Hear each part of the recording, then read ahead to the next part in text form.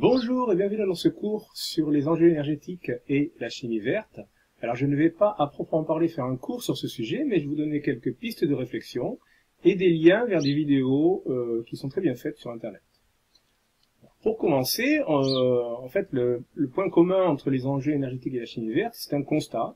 Le constat est que depuis 200 ans, nos sociétés occidentales se sont développées en brûlant des matières premières non renouvelables.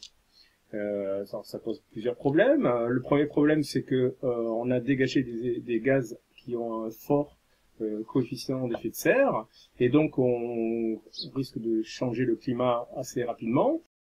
Et le deuxième problème, c'est que ces matières premières ne sont pas renouvelables, et donc on ne va pas pouvoir les utiliser très longtemps. Donc nous sommes devant un problème, il va falloir changer la façon de produire de l'énergie dans nos sociétés.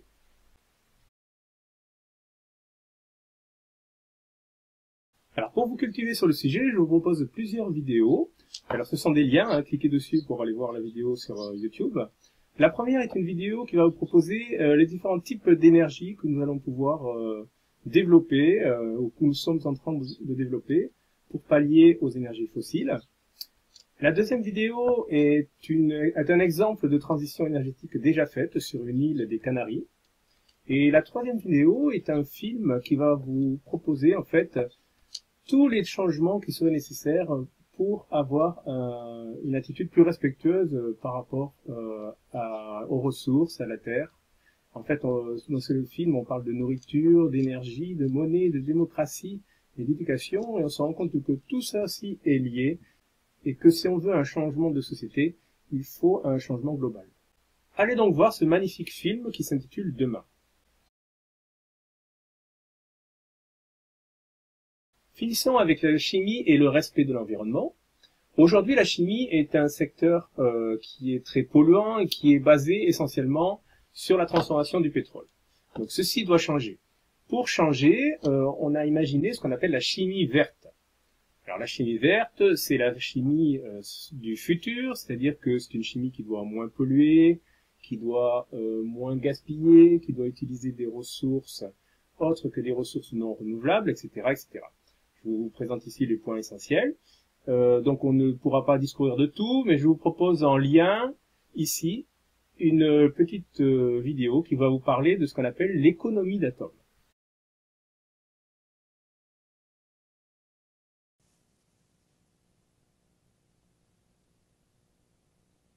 Dans cette vidéo, nous allons étudier l'économie d'atomes. À quoi sert l'économie d'atomes et comment la calculer en utilisant des exemples. Lorsqu'on réalise une réaction dans les industries, en général, seul un produit nous intéresse. Les autres produits sont parfois inutilisés.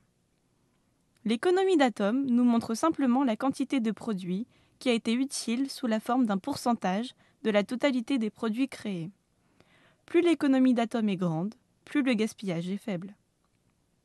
Pour calculer l'économie d'atomes, nous devons regarder la réaction et son équation, et utiliser les masses moléculaires. N'oubliez pas que nous voulons calculer la quantité de produits utiles sous la forme d'un pourcentage des produits au total. Cette équation est donc économie d'atomes égale masse de produits désirés divisé par la masse totale des produits multiplié par 100. Voici un exemple pour vous entraîner. Dans cette réaction, nous voulons créer du 1,2-dibromoéthane en faisant réagir du dibrome avec de l'éthylène. Bien que nous n'ayons pas pris en compte les masses moléculaires jusqu'à présent, mettez la vidéo en pause et prenez un moment pour deviner l'économie d'atomes dans cette réaction, dans laquelle seul un produit est formé.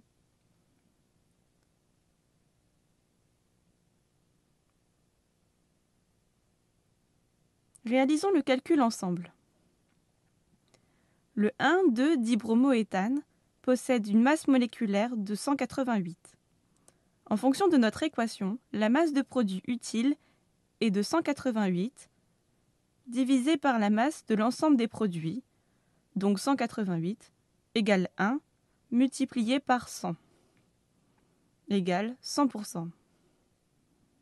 L'économie d'atomes de cette réaction est de 100%, ce que vous aviez probablement trouvé, car seul un produit est formé, il n'y a aucun déchet. Regardons maintenant le calcul de l'économie d'atomes pour une réaction avec des déchets.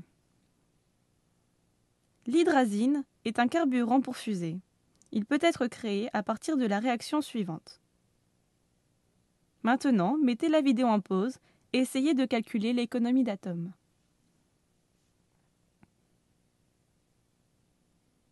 Tout d'abord, nous devons calculer la masse moléculaire de chaque composé.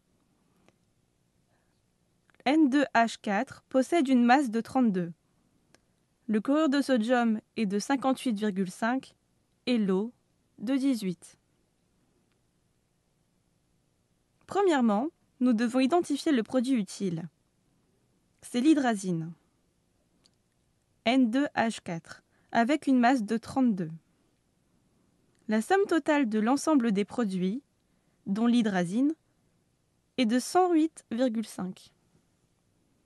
Ainsi, la masse de produit utile, 32, divisé par l'ensemble des produits, 108,5, multiplié par 100, donne une économie d'atomes de 29,5%.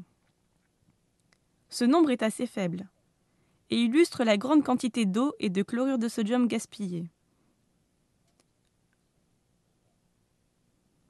On pourrait dire de cette réaction qu'elle est inefficace et improductive. Il est important pour les industries de travailler avec les processus industriels les plus efficaces, permettant une économie d'atomes élevée, car c'est un enjeu du développement durable. Les processus efficaces préservent les ressources naturelles et entraînent moins de déchets. Désormais, à la fin de cette vidéo, vous devez comprendre à quoi sert l'économie d'atomes et être capable de calculer l'économie d'atomes d'une réaction.